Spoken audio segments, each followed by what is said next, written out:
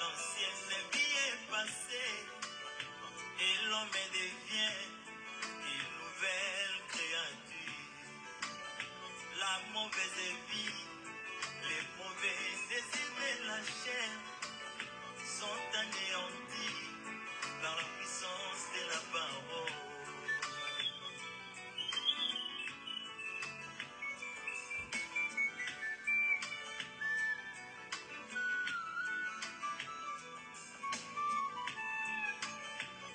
J'ai vu Pierre après les visions du Saint-Esprit.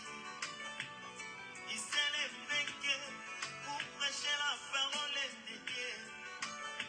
Oh, en entendant bien, beaucoup d'hommes sont blessés. Et ma Bible me dit qu'il y a 3000 convertis. Mais pourquoi pas dans notre temps? D'un côté, la parole est allégée. Ils l'ont rendu faible pour plaire à leurs fidèles. Bien que de l'autre côté, la parole est bien prêchée, mais l'incrédulité envahit les hommes.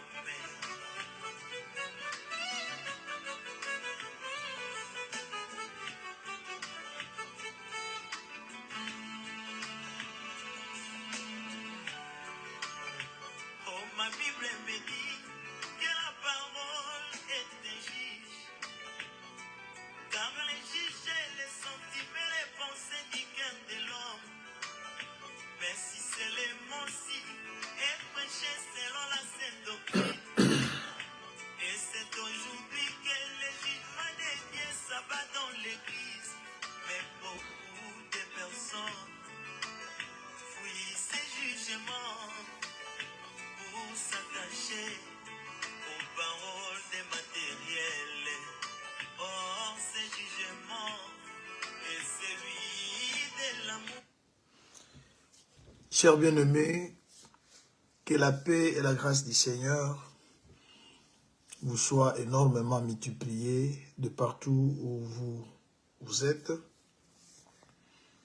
Nous bénissons Dieu, notre Roi, pour la grâce qu'il nous accorde de nous approcher de sa table et qui vous bénisse aussi, vous qui aimez sa parole, vous qui donnez de l'importance aux enseignements, parce que notre vie est fondée sur l'enseignement des apôtres et des prophètes. L'enseignement et la prière sont les activités principales de l'Église. Les apôtres persévéraient dans l'enseignement ainsi que dans la prière. Voilà pourquoi nous aussi, nous suivons cette même voie, parce que sans la parole, sans la vie de la prière, nous ne pouvons jamais parvenir à la stature parfaite de Christ, parce que c'est ça l'objectif à atteindre. Alors, soyez bénis de partout où vous êtes, que la journée d'aujourd'hui soit comblée de multiples bénédictions, que vous prospériez, que vous alliez de l'avant, que le Seigneur ouvre les portes à chacun de vous, et que la parole de ce matin soit une rosée qui va permettre à ce que la terre que nous sommes produise le fruit d'une de la repentance. Bien-aimés, nous sommes en train de partager un sujet que nous avons tiré dans le livre des Psaumes 103, verset 14 et 1 Thessaloniciens chapitre 5, verset 23. Et notre sujet, le thème, c'est « Dieu sait de quoi nous sommes formés et il se souvient que nous sommes poussière ». Dieu connaît chacun de nous, nos faiblesses, mais l'amour qu'il a de nous lui oblige à nous transformer, à nous faire sortir de la poussière du péché pour nous amener sur son trône, parce qu'il veut que nous soyons comme il est. Il dit, je vais vous préparer une place, lorsque j'aurai terminé, je reviendrai, et je vous prendrai, afin que là où je suis, vous y soyez aussi. Dieu veut que nous atteignions tous la perfection. Il veut que nous soyons comme lui. Il veut que nous demeurions, nous devenions parfaits. Et c'est ça le souci de Dieu. Il a confié cette mission au ministère de la parole. Voilà pourquoi Ephésiens 4, 11 parle de 5 grâces que Dieu a données à l'Église, aux uns, aux autres. Vous avez vu la liste, les apôtres, les prophètes, les docteurs, les évangélistes, le pasteur sont là pour l'œuvre du ministère. Ils sont là pour travailler pour le compte de Dieu, afin que vous qui êtes enfants, fils de Dieu, filles de Dieu, peuple de Dieu, épouses du Seigneur, que vous arriviez à atteindre la perfection. L'évangile est prêché pour amener le peuple à la perfection. Et la perfection n'est pas seulement la connaissance, la perfection, c'est devenir irréprochable, irrépréhensible, être sans péché.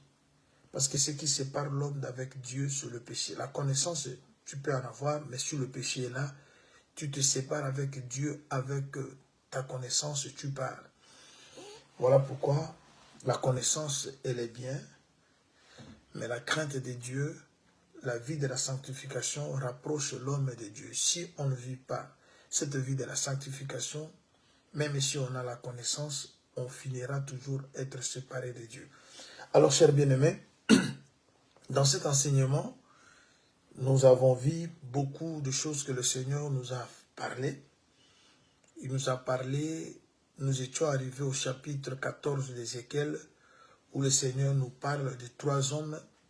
Il parle de Noé, de Daniel ainsi que de Job, comme les personnes justifiées qui ne peuvent pas mourir si même Dieu prend la décision de détruire une ville et ne seront pas morts.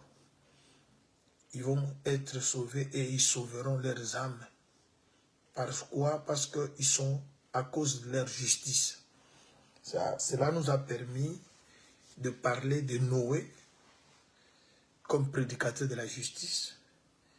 Et ce que Noé a fait, il avait trouvé grâce près de Dieu. Cette grâce lui a enseigné à renoncer aux œuvres mortes. Et cela a permis à Noé et à sa famille d'être sauvés. Il a écouté Dieu, il a mis en pratique ce que Dieu lui avait dit, il a construit une arche pour se sauver ainsi que sauver sa famille.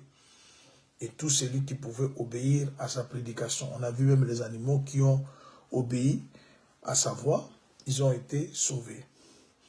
Alors, il faut maintenant parler de Daniel, parce qu'il est parmi les 3 que Dieu a cités dans le livre d'Ézéchiel, chapitre 14, du 1er, 12e, 13e, 14e verset. Et avec Daniel, on avait déjà commencé. Daniel, il est de la race royale, de la famille noble, mais qui devait être déporté, aller se retrouver en Babylone. Le roi de Babylone avait voulu qu'il y ait à ses côtés le gène qui appartiennent aux familles nobles ainsi que qui étaient de la race royale. Il s'est fait que parmi les jeunes hommes choisis, Daniel et les 3 autres, ses compagnons, Anania, Michaël et Azaria, étaient déportés, s'étaient retrouvés en Babylone. Déjà, on avait expliqué, Babylone représente le monde. Maintenant, lorsqu'ils sont arrivés à Babylone, on a trouvé quelque chose en Daniel et à ses compagnons. Ils étaient d'abord de la race royale. Dire race royale, c'est-à-dire ils étaient de la tribu de Juda. Le Juda, c'est le sanctuaire de Dieu. Si vous allez dans Le livre des psaumes 114, vous lisez du premier, vous descendez. Lorsqu'Israël est sorti de l'Égypte, il a quitté le peuple barbare. Il était devenu le domaine de Dieu. Mais Juda était devenu le sanctuaire de Dieu. Et Juda, c'est le quatrième fils de Jacob. Avec Juda, nous avons le chiffre 4 qui parle de la délivrance. Avec Juda, nous avons la royauté. C'est-à-dire tout celui qui sort de Juda fait partie de la royauté. Il est de la famille royale. Maintenant, nous avons compris que le royaume dont nous parlons n'est pas le royaume de ce monde. Nous avons le royaume des cieux. Mais nous sommes venus vivre dans un royaume du monde. C'est-à-dire, nous avons quitté les cieux pour venir dans le monde. C'est comme ça que vous allez comprendre.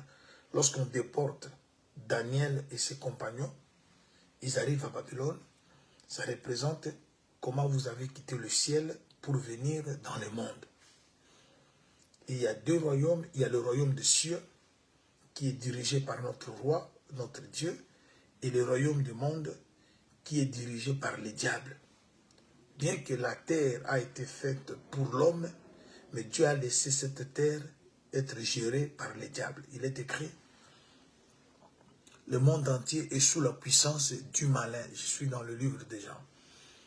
Il arrivera un temps où Dieu récupérera le royaume du monde. Mais ce temps n'est pas encore arrivé. Il y a maintenant là deux royaumes. Il y a le royaume de cieux qui est dirigé par le Seigneur notre roi. Il y a aussi le royaume du monde. Le royaume du monde, il est dirigé par les diables. Je vais rapidement prendre une écriture. Je suis dans 2 Corinthiens, dans son chapitre 4, à partir du verset 3. Si notre évangile est encore voilé, il est voilé pour ceux qui périssent, pour les incrédules, dont le Dieu de ces siècles a aveuglé l'intelligence afin qu'ils ne voient pas briller la splendeur de l'évangile de la gloire de Christ qui est l'image de Dieu. Vous voyez? C'est-à-dire, il y a le Dieu de ces siècles, le Dieu de ce monde qui aveugle les gens pour qu'ils ne voient pas la splendeur de l'évangile. Alors, le royaume des cieux appartient à ceux qui sont convertis, à ceux qui reconnaissent Dieu comme leur roi. Alors, j'aimerais qu'on comprenne une chose, parce qu'on va essayer un peu d'approfondir. Je prends encore une autre écriture. Je suis dans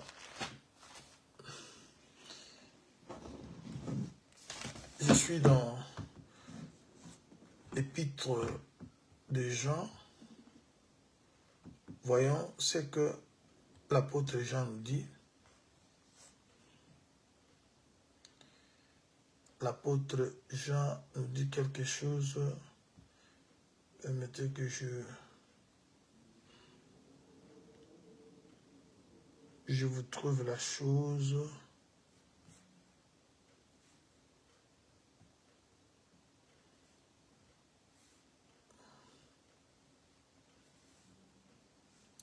L'apôtre dit ceci.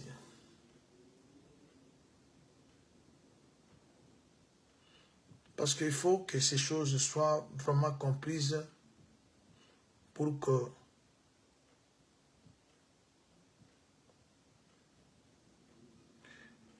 qu'on ne se trompe pas.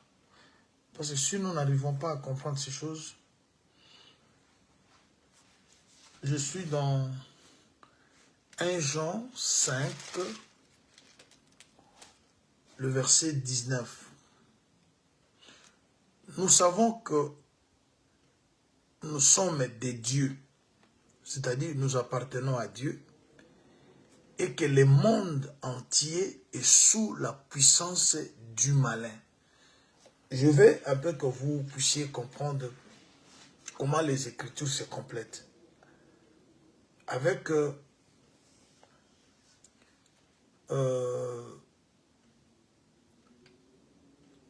Corinthiens 4.3, on parle le Dieu de ces siècles qui aveugle les gens pour qu'ils ne voient pas la splendeur de l'évangile. avec 1 Jean chapitre 5, le verset 19, on parle du monde entier et sous la puissance du malin. Et le malin ici, c'est le diable.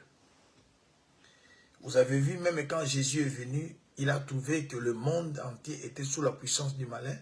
Preuve, le diable qui va lui demander de se prosterner devant lui s'il veut qu'on lui donne le royaume du monde.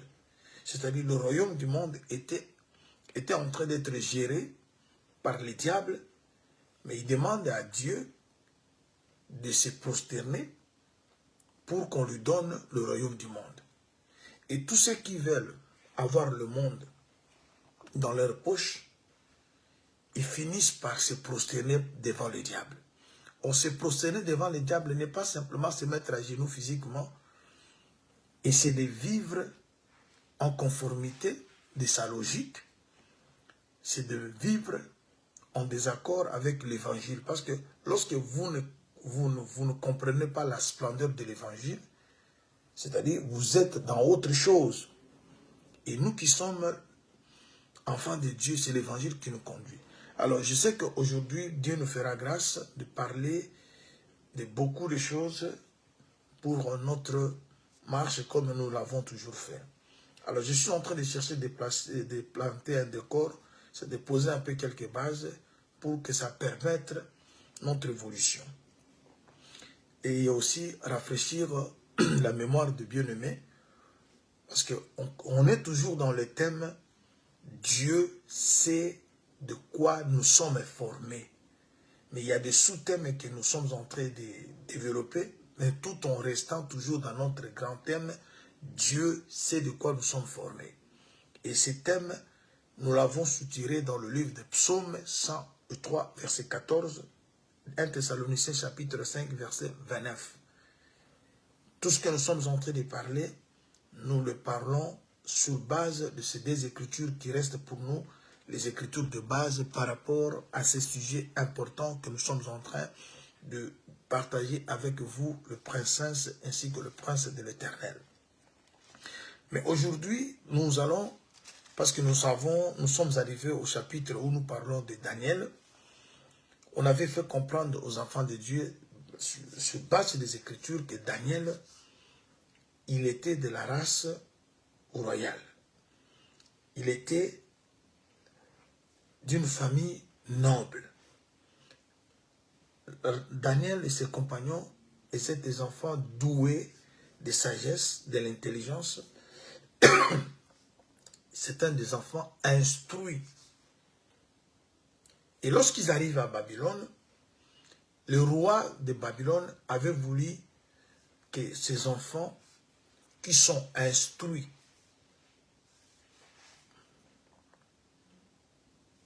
selon la loi de Dieu puissent également apprendre la langue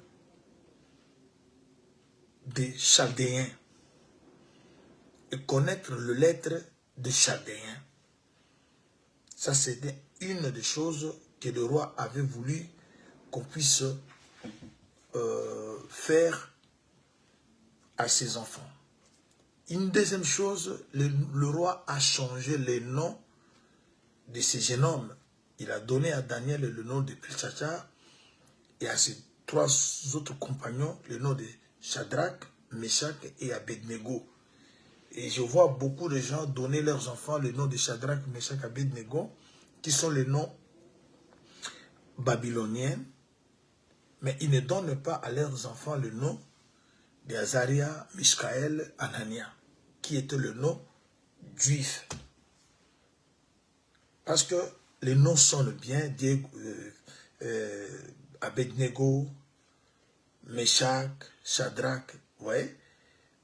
Mais ils ne cherchent pas à savoir pourquoi ces noms leur avaient été donnés. Et dans cet évangile de Jésus-Christ, que nous arrivons à comprendre le pourquoi et le comment de chaque chose. Comment le diable travaille. Il a changé les noms.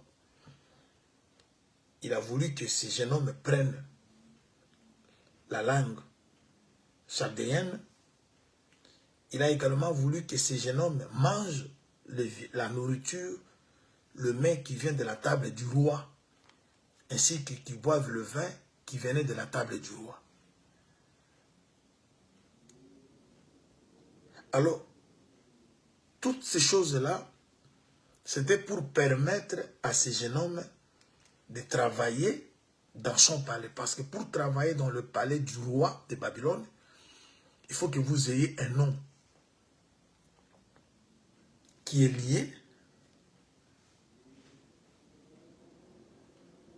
à sa maison, c'est-à-dire, il faut que vous perdiez, parce que le nom c'est la nature. Je crois avoir déjà parlé de ça. Le diable cherche que vous perdiez la nature d'un enfant de Dieu. Parce que vous ne pouvez pas servir le diable tout en restant fidèle à Dieu. On ne peut pas servir 2 maîtres à la fois. Soit vous allez aimer un ou haïr l'autre. Alors lorsque vous perdez l'identité d'un enfant de Dieu, on vous accorde une autre identité qui sera l'identité d'une autre famille. C'est ça le nom. Alors, la nourriture, c'est l'enseignement. La table, je vous avais expliqué, c'est lié. Il y a la table du Seigneur, il y a la table des démons. Et la table du roi avait des choses, lorsque vous y touchez, vous êtes souillé. Daniel a résolu de ne pas s'essuyer. Il a compris que si je mange de ce qui sort, de ce qui vient de la table du roi, je serai souillé. Or, le royaume des cieux, qui est notre royaume, n'est pas un royaume qui est accordé aux souillés. Les souillés, les impires, n'ont pas part au royaume des cieux. Alors, le diable nous présente une nourriture, un enseignement qui nous suit. Et lorsque vous êtes souillé, vous n'avez pas part à ce royaume. Et vous resterez toujours membre du royaume de Babylone. Et Daniel a résolu de ne pas s'essuyer. Je crois qu'on avait parlé de cela, la table comme enseignement. Il y a des enseignements qui ne sont pas les enseignements de Dieu. Il y a des enseignements qui rapprochent les gens du diable. Vous êtes devenus enfants de diable. Vous savez pourquoi on dit que Caïn est du malin. C'est-à-dire, par une vie que vous manifestez, par l'enseignement que vous soutenez, cela fait de vous enfants du diable. Cela fait de vous celui qui appartient à un royaume de ce monde. Alors, partant de ce qui concerne la langue chaldéenne, nous avons trouvé encore une brèche où ça permet à ce que nous parlons de 5 villes qui doivent parler la langue de Cana. C'est là où nous sommes. Ceux qui nous ont suivis depuis tout ce temps où l'enseignement précédent, c'est-à-dire ils savent comment nous sommes en train de marcher. Alors nous voulons, par la grâce du Seigneur, approfondir notre connaissance un peu sur les 5 villes qui doivent parler la langue de Cana. Je suis dans Ésaïe, chapitre 19. Chapitre 19, je commence au verset 16. En ces jours, l'Égypte sera comme des femmes, elle tremblera et aura peur en voyant s'agiter la main de l'Éternel des armées, quand il la lèvera contre elle. Le pays de Juda sera pour l'Égypte un objet de proie. Dès qu'on lui en parlera, elle sera dans l'épouvante à cause de la résolution prise contre elle par l'Éternel des armées. En ces temps-là, il y aura 5 villes au pays d'Égypte qui parleront la langue de Cana et qui jureront par l'Éternel des armées. L'une d'elles sera appelée la ville de la destruction. En ces temps-là, il y aura un autel à l'Éternel au milieu du pays d'Égypte et sur la frontière un monument à l'Éternel. Alors, par la grâce du Seigneur, nous voulons, je crois, je ne saurais pas reprendre l'explication que j'ai déjà donnée par la grâce du Seigneur concernant le verset 16, le verset 17, parce qu'il y a des choses que nous avons déjà dites par rapport à ces deux versets. Je crois que si vous allez voir les vidéos passées, vous allez trouver ça, ou les audios qui sont dans le groupe WhatsApp, vous allez également trouver ça. Alors, parce qu'on veut avancer, il y a beaucoup de choses à dire par rapport à la grâce du Seigneur. Alors, nous voulons rester un peu sur les 5 villes ainsi que l'hôtel qu'on doit trouver en Égypte. Avant que nous puissions entrer dans beaucoup de démarches qui peuvent être prophétiques, doctrinales, révélation, connaissance, j'aimerais d'abord fixer l'Église sur 2 points. Le premier point, c'est que lorsque cette écriture elle était écrite, c'est-à-dire Jésus n'était pas encore né. Parce que lorsqu'on lit cette écriture aujourd'hui, vous voyez que c'est quand les choses se disent au futur, parce qu'il y a 2 futurs.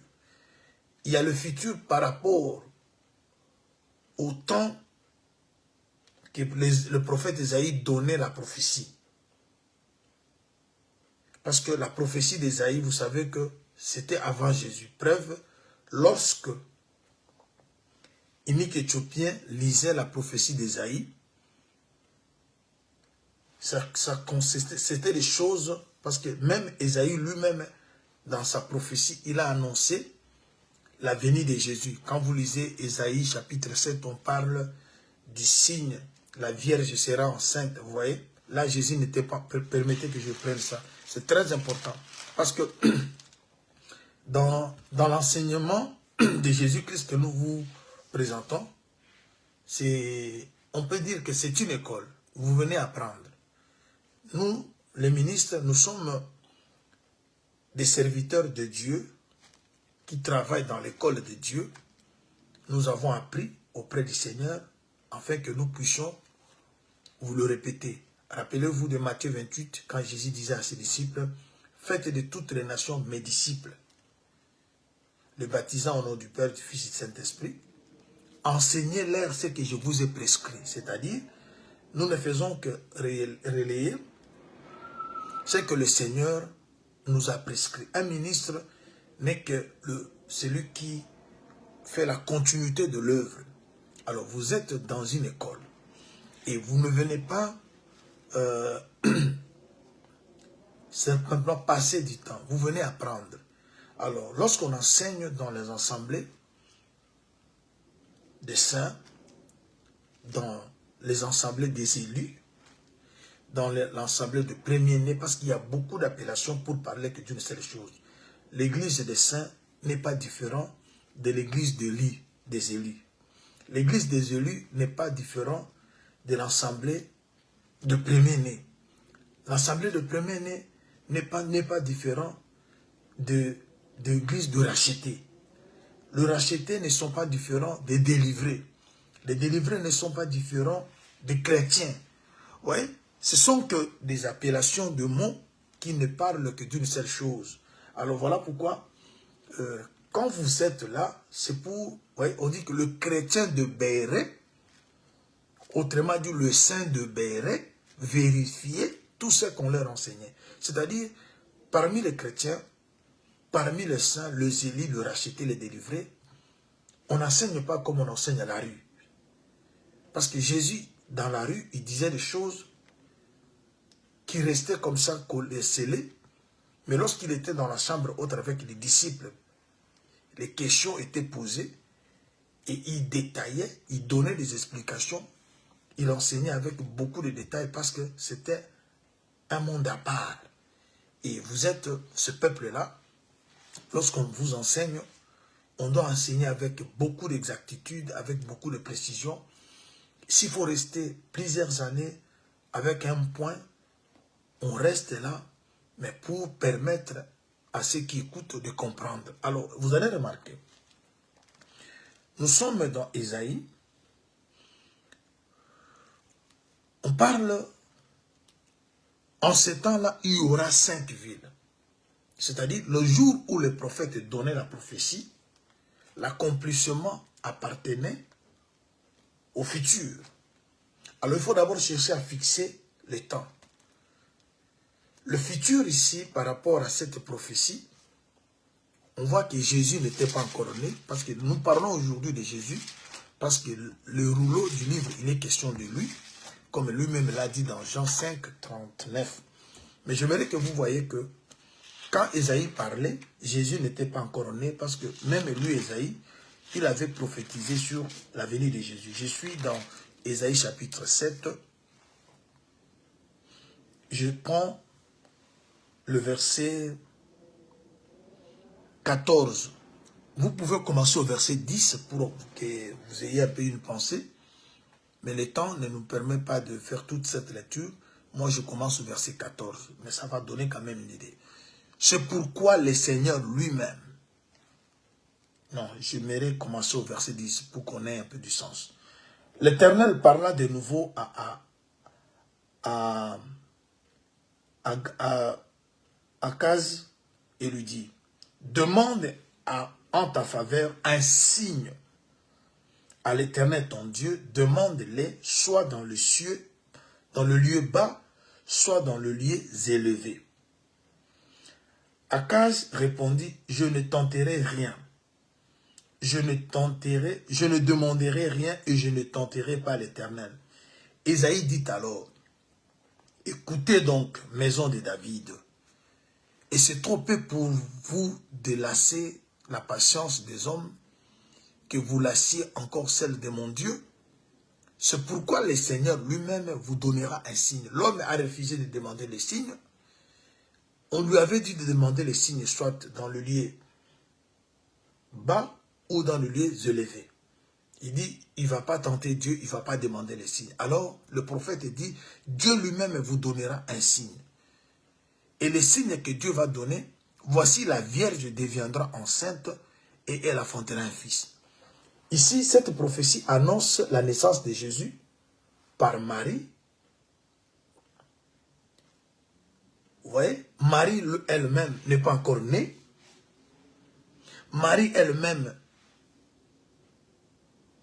n'est pas encore devenue fiancée de Joseph. Mais la prophétie parle d'elle. Et la prophétie n'a pas donné le nom de la Vierge. C'est plus tard qu'on saura que cette Vierge, c'est Marie. Mais c'était un signe.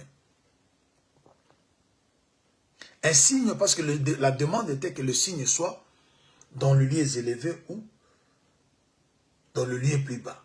Voilà pourquoi vous avez vu Jésus, il est les deux. Il est le signe d'en haut, il est le signe d'en bas. Le temps me manque pour entrer là-dedans. Je vous ai amené simplement ici pour que vous voyez que Ésaïe, lorsqu'il parlait de sa prophétie, c'est l'accomplissement de tout ce qu'il disait, c'était le futur. Mais ce futur, c'est par rapport à quel temps? Alors, il dit, elle enfantera un fils et lui donnera le nom d'Emmanuel. Dieu parmi les hommes.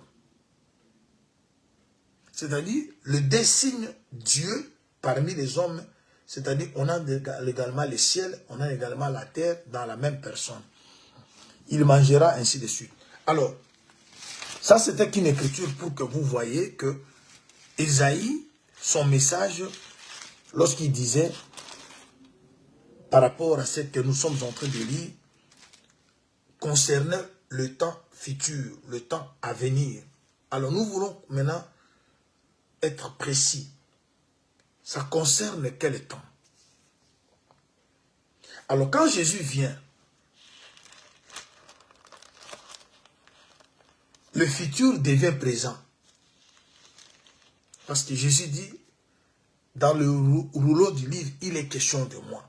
Vous sondez les Écritures, vous croyez avoir en elle la vie, et vous ne voulez pas venir à moi, car l'Écriture parle de moi. C'est-à-dire, le futur devient présent, la prophétie s'accomplit. Ah non, cette prophétie d'Ésaïe a eu sa premier accomplissement parce que l'Égypte parle du monde.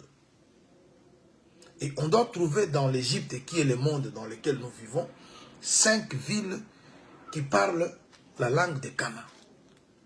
Et cette prophétie reste encore une prophétie du temps à venir par rapport à notre temps. Parce qu'il y a encore un autre peuple qui va être sauvé après notre temps. Parce que nous, aujourd'hui, nous sommes sauvés.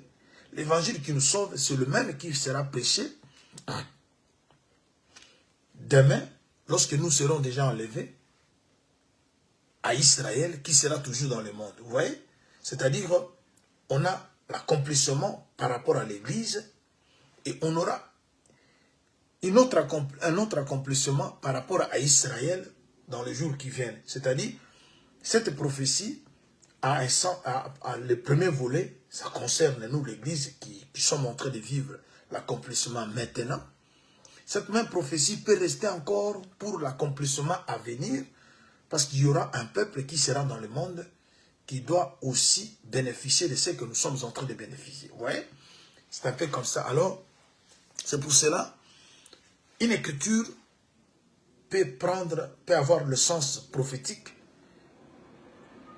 peut aussi aller dans un sens de la révélation, peut aussi prendre le sens de la doctrine, et peut aussi prendre le sens de la connaissance. Mais tout ce que l'homme de Dieu va dire doit être soutenu par des écritures, par des bases, parce qu'aucune révélation peut être acceptée parmi les saints si elle n'a pas de base. Voilà. Alors, laissons un peu le temps futur qui est le temps d'Israël par rapport au salut.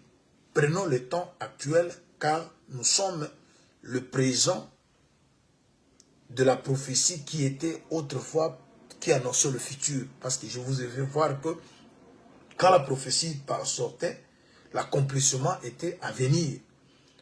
Et maintenant, nous sommes en train de vivre l'accomplissement pour nous, l'Église. Et cette prophétie aura aussi un autre accomplissement demain pour la maison d'Israël. Alors, laissons un peu le temps parce que on prêche, si nous parlons d'Israël, c'est pour que vous ayez que la connaissance. Mais lorsque nous parlons à l'Église, nous parlons pour la repentance. J'aimerais qu'on comprenne un peu ces choses-là. L'enseignement qui est prêché à l'Église, c'est pour amener l'Église à la repentance. Mais lorsque nous prêchons touchant ce qui arrivera aux enfants d'Israël, ce n'est qu'une connaissance. Le message de tes témoins, que vous connaissez ça ou pas, ça ne peut pas vous empêcher le ciel. Parce que ça ne vous demande pas de vivre ça. Mais l'enseignement qui peut faire à ce que vous soyez enlevés, c'est l'enseignement qui est prêché à l'Église, c'est-à-dire qui demande la repentance. Je vais vous faire voir une chose.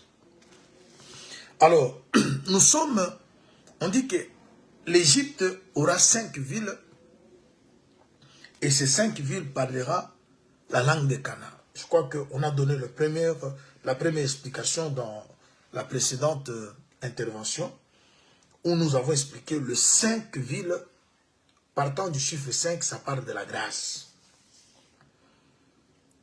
Nous sommes dans le monde, mais ce n'est pas tout le monde qui a trouvé grâce. Ceux qui ont trouvé grâce, c'est l'Église. Et l'Église est représentée dans les Écritures comme une ville. J'avais donné 2 Écritures, je pense, Ecclésiaste chapitre 9, le verset 14. J'avais aussi donné une autre Écriture dans Matthieu 5, verset 14, où Jésus lui-même dit, vous êtes une ville située sur la montagne. Il parle de l'Église, de son peuple, comme une ville. Et si vous voulez aller plus loin, vous allez aussi remarquer que Apocalypse 21 nous parle d'une ville qui est à la fois épouse, qui descend du ciel. C'est-à-dire, l'Église, c'est une ville. Alors, nous sommes dans le monde, mais nous devons parler le langage ou la langue de Canaan. Canaan, si l'Égypte est monde, Canaan est ciel. Vous voyez? Canaan, c'est le ciel. Parce que c'est à Canaan qu'on trouve Hébron. Hébron, c'est là où David avait son trône. Et quand Jacob envoie ses enfants pour paître et il envoie Joseph pour rejoindre ses frères, on dit qu'il était à Hébron. Hébron, c'est là où David avait placé son trône. C'est-à-dire c'est à Canaan. C'est-à-dire Canaan, c'est le ciel. Égypte, c'est le monde. Maintenant, ceux qui sont en Égypte, ils doivent parler la langue de Canaan. Ce qui veut dire que Dieu a un peuple dans ce monde qui parle la langue du ciel. Ou la langue du ciel n'est que l'évangile. Au commencement était la parole était avec Dieu, et la parole est Dieu. Vous voyez? Et si vous parlez la langue du ciel, c'est-à-dire vous avez l'enseignement. Mais on dit que parmi les 5 villes, une des villes parmi les 5 sera appelée la ville de la destruction. Le premier volet, j'avais expliqué, la ville de la destruction, dans d'autres traductions, on dit la ville de la lumière. C'est-à-dire, ces 5 villes peuvent devenir une seule ville. Parce que l'église, Jésus n'a pas 5 églises. Il dit, sur cette pierre, je bâtirai mon église. Il n'a qu'une seule église. Alors, nous sommes partis prendre les 5 pierres qu'avait prises David. Il a pris 5 pierres, mais il a utilisé une seule pierre. L'église devient aussi une force qui détruit le monde, qui détruit le plan de l'ennemi. Ce qui fait aussi que nous sommes une ville de destruction, une ville de soleil, une ville de lumière.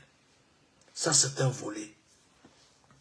Mais aujourd'hui, nous allons parler d'un autre volet où nous allons dissocier la ville de destruction aux autres villes. C'est très important. Le volet premier, on a dit, les 4 autres villes sont dans la ville de destruction. Pour parler de 4 autres pierres sont dans la pierre que David avait utilisée. Pour parler que du ministère de la parole, il n'y a qu'un seul ministère de la parole, mais qui se manifeste par 5 grâces. Quand vous avez la parole, cette même parole qui est prêchée par le prophète, c'est la même qui est prêchée par le docteur, c'est la même qui est prêchée par l'évangéliste, c'est la même qui est prêchée par l'apôtre, c'est la même qui est prêchée par le pasteur. Même si vous avez des différentes grâces, mais vous prêchez que Jésus. Parce qu'il n'y a pas 5 Jésus, il n'y a qu'un seul Jésus. C'est là aussi le problème d'une seule pierre que David va utiliser parmi les 5 et ça détruit Goliath. Il n'a pas lancé 2 fois parce que la pierre, une seule pierre, a toute la force des autres pierres à l'intérieur. C'est-à-dire, quand un pasteur prêche, dans son message, toutes les autres grâces sont ensemble avec cette grâce. Parce que le Jésus que présente le pasteur n'est pas différent de Jésus qui va présenter l'apôtre. Même s'il va prendre beaucoup de tours de langage compliqués, mais il présentera toujours Jésus. Dans le rouleau, il est question de Jésus. Même si vous prenez un arbre, vous finirez à ce que nous avons besoin, que vous nous présentez Jésus. On prend l'arbre, on prend l'animal, on prend tous les symboles, les images, mais la finalité, on veut voir Jésus dans ça. Voilà. Mais écoutez, aujourd'hui matin, j'aimerais qu'on se sépare avec une autre dose de la connaissance. L'écriture est inspirée, utile pour convaincre, instruire, ainsi de suite. Maintenant, écoutez un autre volet important que le Seigneur a permis de vous l'apporter. Il dit ceci. On a 5 villes qui parlent la langue de Canaan. Mais on dit une des villes, c'est une ville de destruction. Si vous allez dans l'autre direction, on dit c'est une ville de soleil. Ça ne change pas. On prend destruction, on prend soleil. S'il faut interpréter, il faut que l'interprétation soit toujours la même dans toutes les 2 vocabulaires utilisés ou de formes prises par les gens qui ont rédigé, qui nous ont aidés à rassembler les Écritures. Écoutez maintenant. Nous sommes devant le chiffre 5 et nous sommes devant le chiffre 4. Le chiffre 5, c'est la grâce. Le chiffre 4, c'est la délivrance. Dieu peut faire grâce à tous les hommes, Mais ce n'est pas tous les hommes qui vont recevoir cette grâce comme grâce.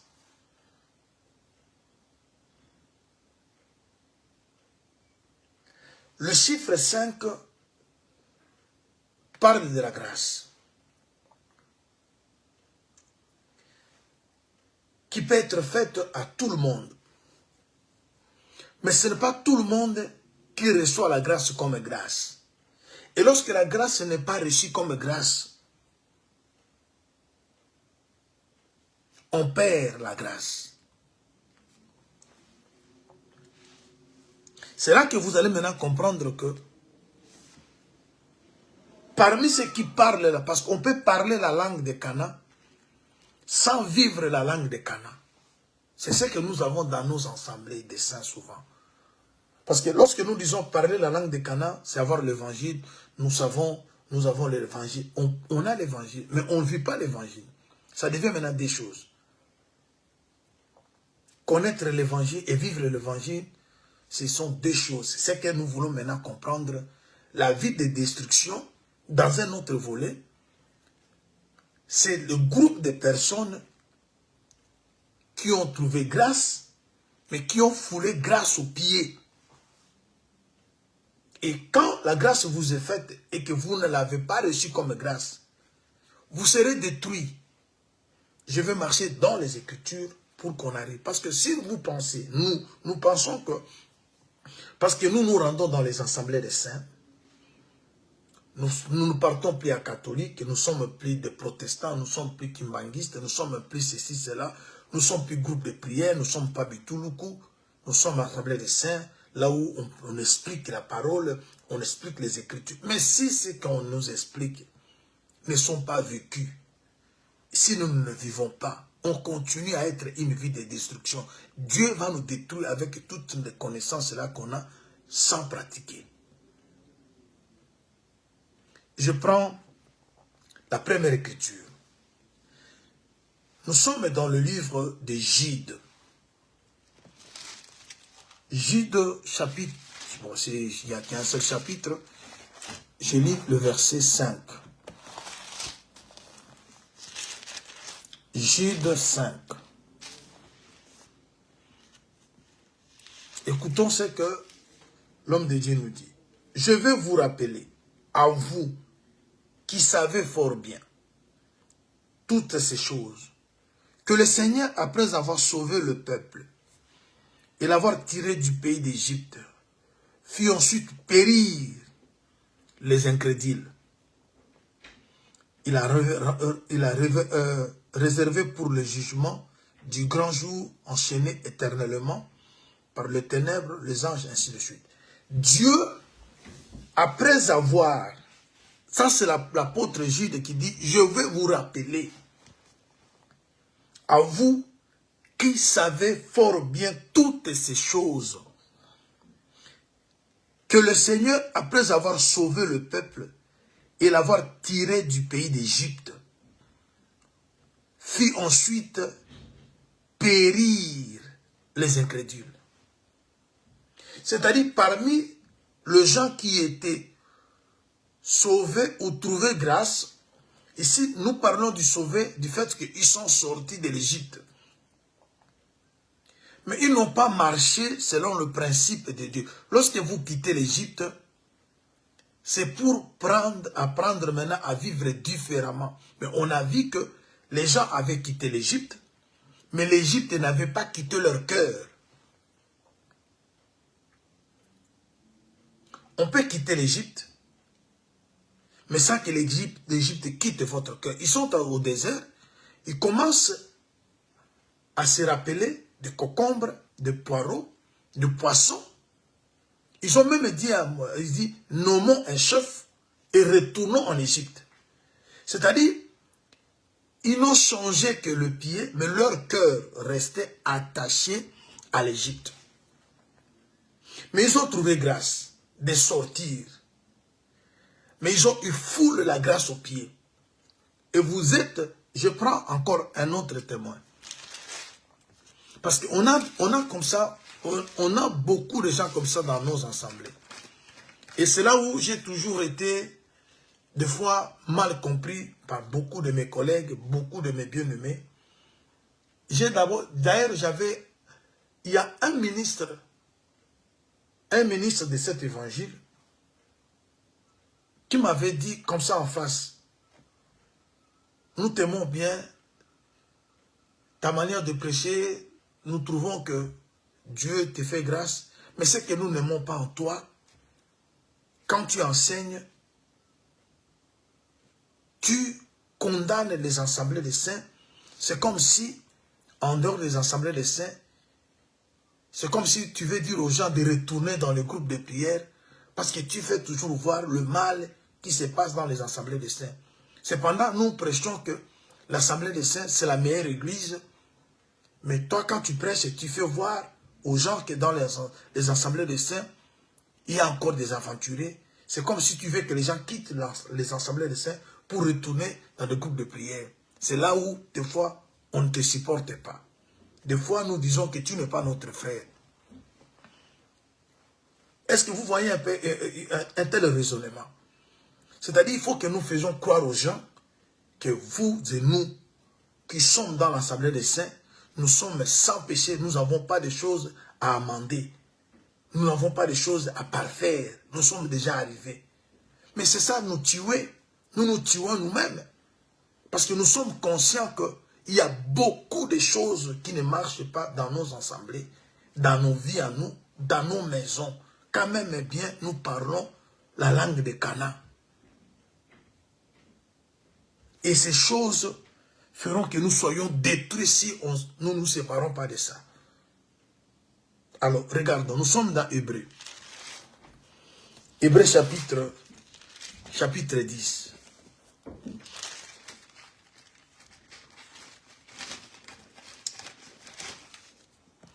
Et l'autre dit, c'est comme ça que beaucoup de portes des assemblées des saints te seront fermées.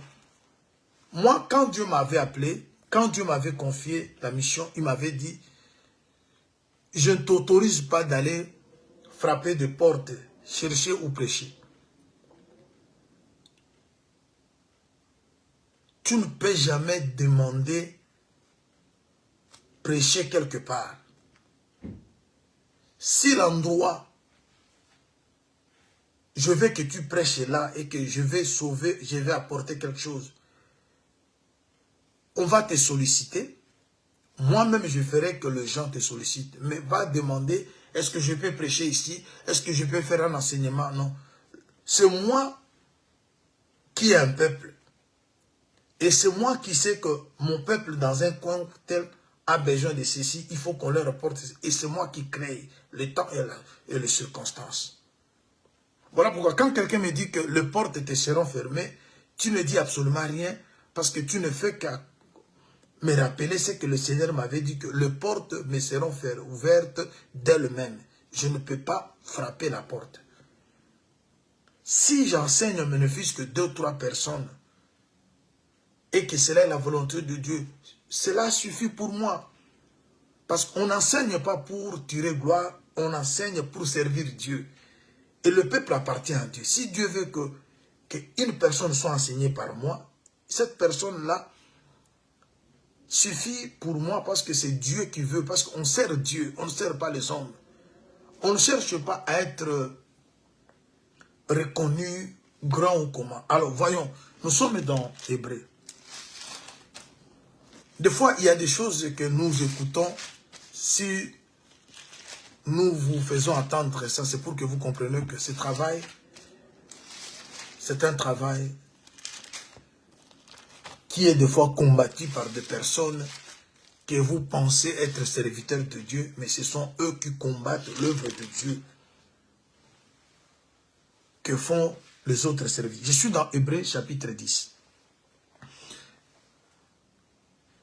Hébreux chapitre 10, écoutons le verset 29.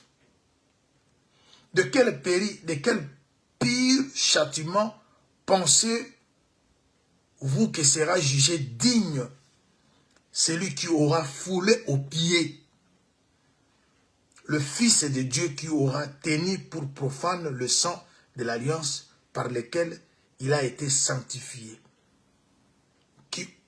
et qui aura outragé l'esprit de la grâce.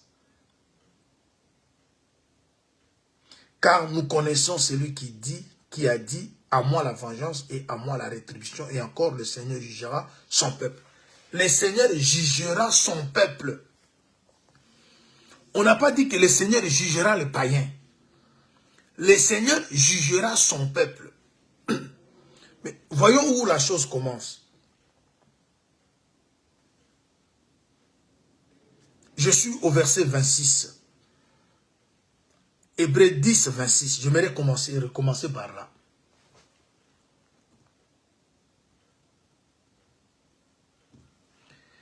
Car si nous péchons volontairement, après avoir reçu la connaissance de la vérité, il ne reste plus de sacrifice pour les péchés,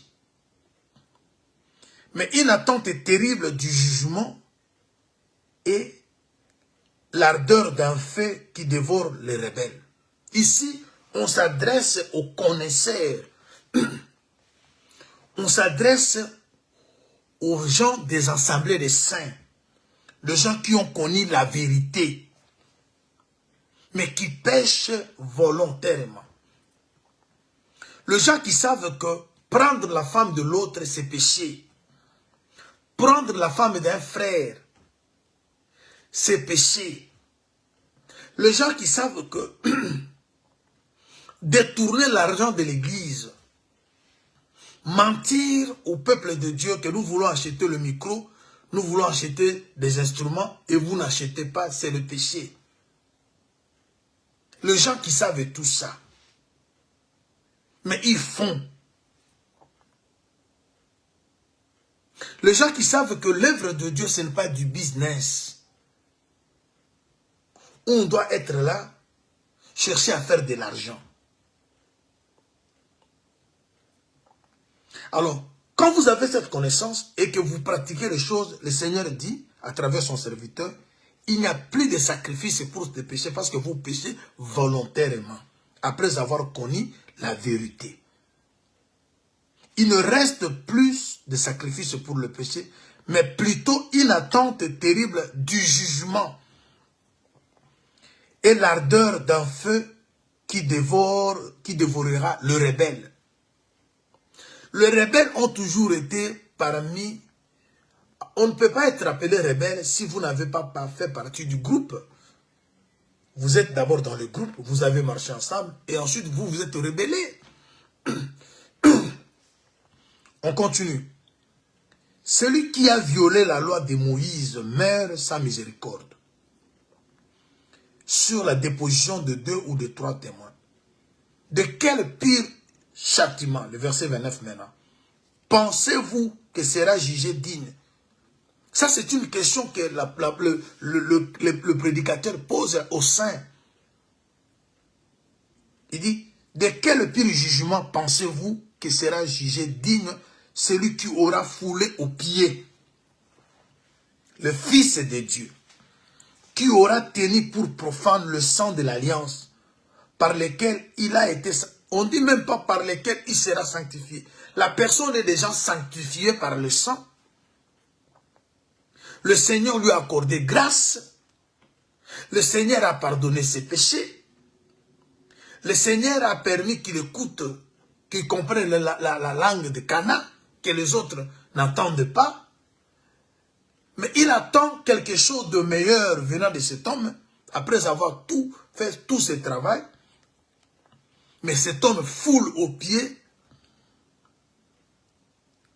le Fils de Dieu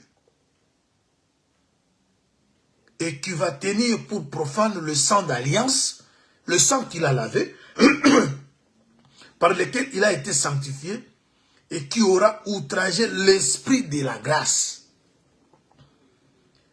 Car nous connaissons que celui qui a dit « à moi la vengeance et à moi la rétribution ». Et encore, le Seigneur jugera son peuple.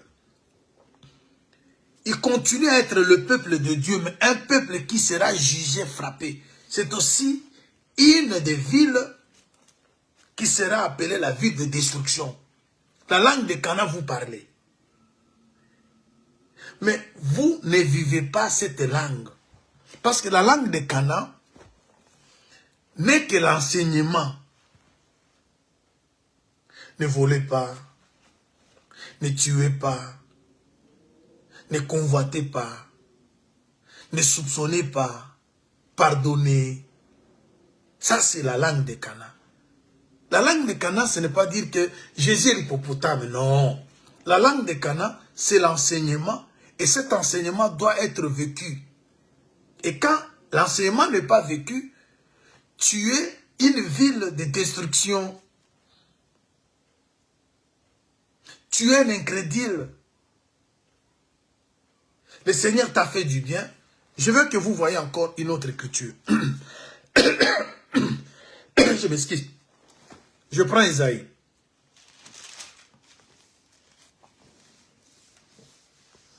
Je suis dans le livre d'Ésaïe, chapitre 5.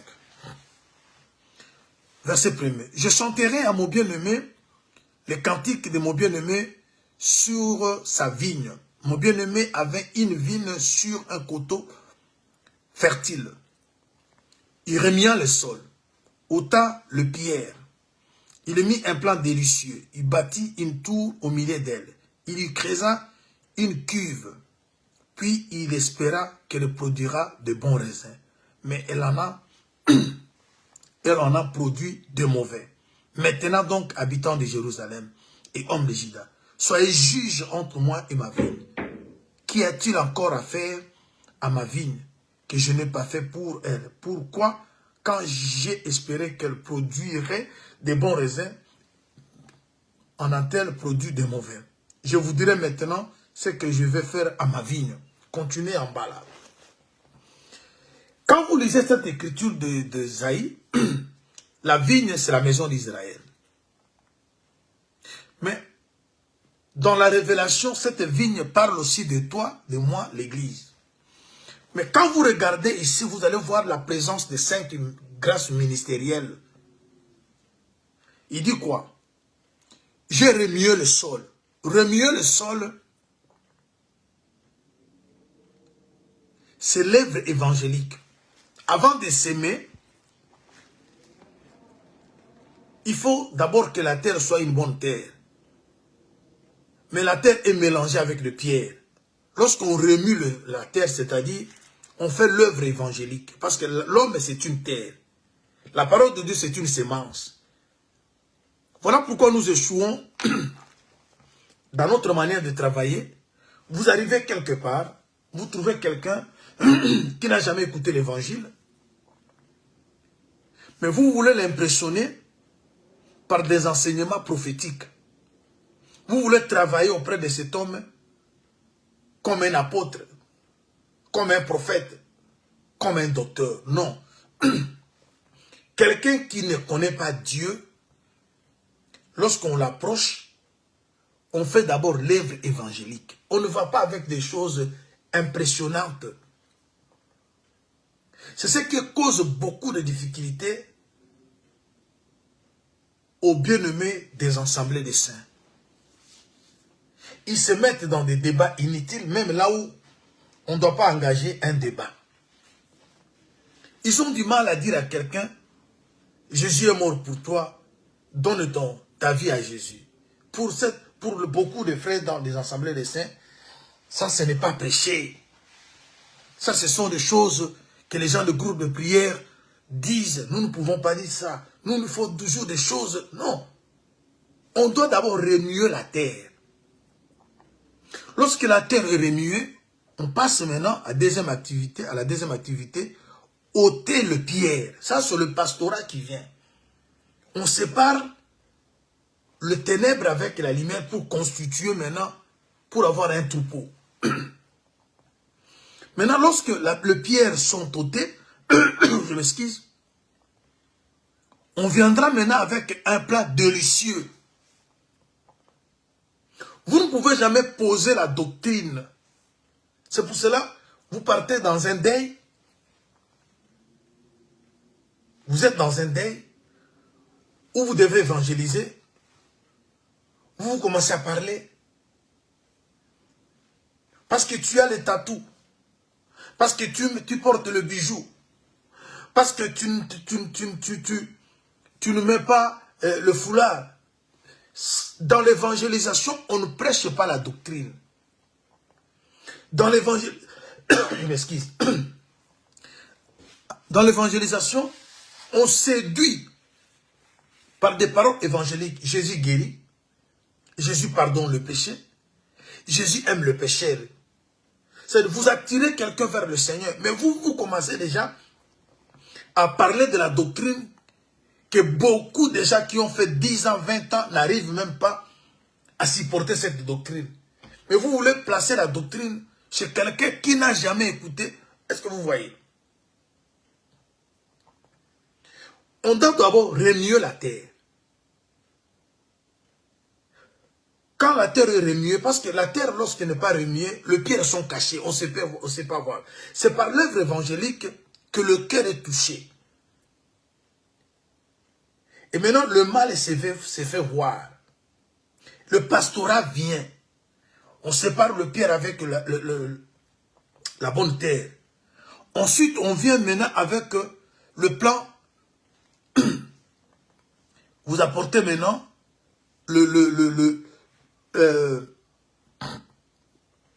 voilà. Vous allez maintenant apporter un plat délicieux. Ça, c'est maintenant, vous posez la doctrine.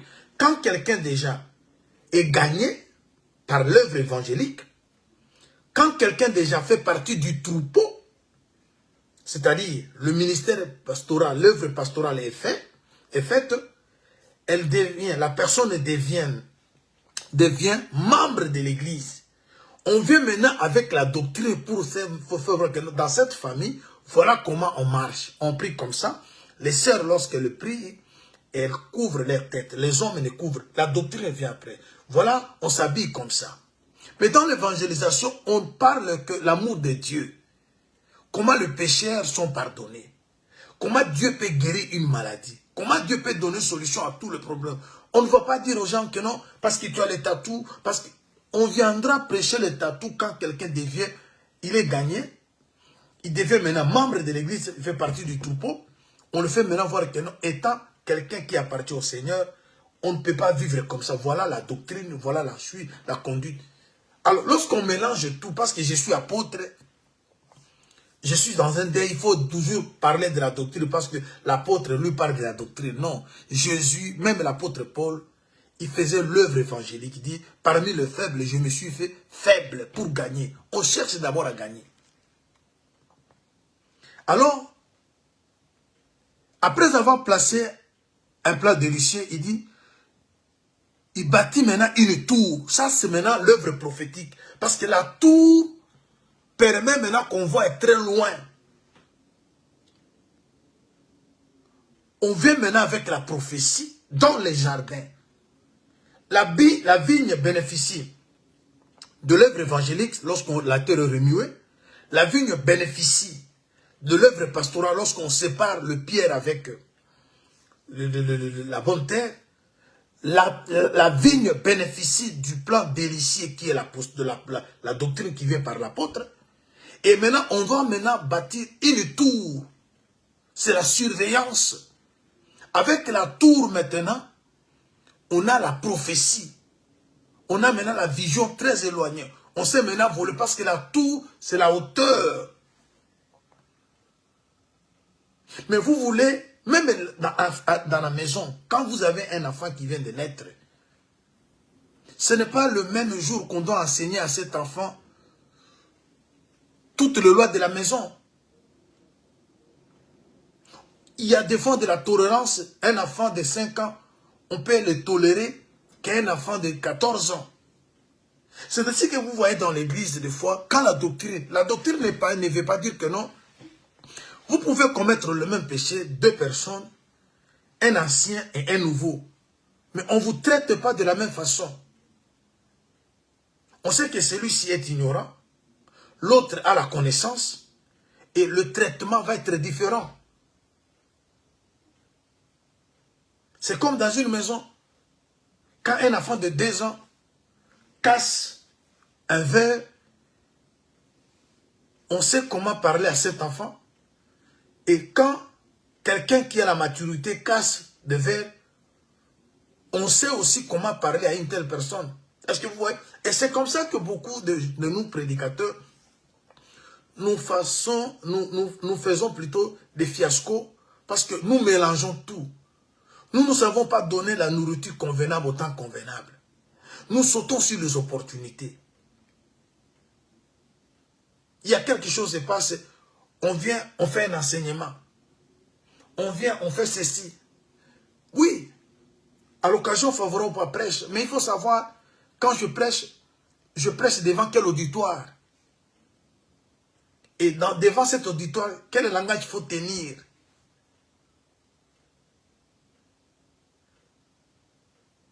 Lorsque vous voulez dire tout ce que vous connaissez, et des fois le peuple sort sans comprendre ce que vous avez apporté comme message. Il y a d'autres personnes, quand ils me suivent dans les exhortations, il y a quelqu'un qui appelle. Ah, est-ce que c'est ça le docteur? Est-ce qu'un docteur enseigne comme ça? Mais vous ne savez pas devant quel auditeur on est. Vous ne savez pas qu'est-ce que Dieu veut pour 2-3 personnes qui me suivent. Dieu paie. Parce qu'il faut être conduit par Dieu.